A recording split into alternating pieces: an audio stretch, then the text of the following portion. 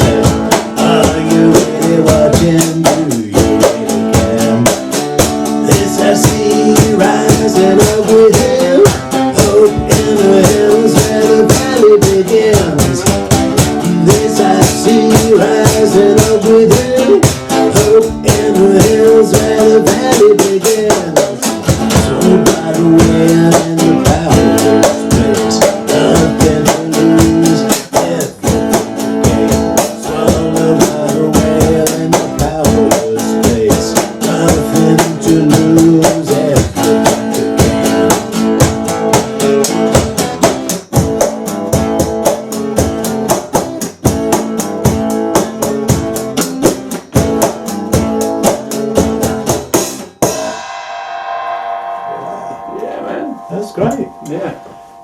You kind of took me by surprise because I didn't know you wrote whole songs. I know you played the drums, obviously, and that's great. It's really good. Yeah, I've written a few little songs, whole songs even. Yeah, bits of songs. That's a whole song. That's a whole song. Swallowed by a Whale. Yeah.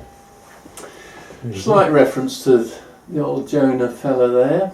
I always think of you as being a songwriter's drummer. I mentioned that to you the other day. I heard Paul Simon say that about Steve Gadd, and so is that something that you are aware of? Do you think about? Well, I'm flattered that you think of me in those terms, Simon, and I do. You know, some people would say of drummers that talk about the groove is the important thing, as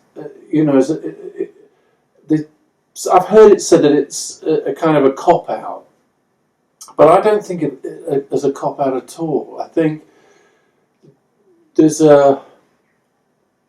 you don't excel as a drummer unless you can make the music rise in some way. If you can make the story and the music work better, And to me, that's why people like Charlie Watts and Ringo Starr and, you know, people like Jim Keltner, and you mentioned Steve Gadd, who's one of my favourites. These are the sorts of drummers I love, because they always seem to help the story of the song come alive more, to flower more in some way. And that's for me the whole thing.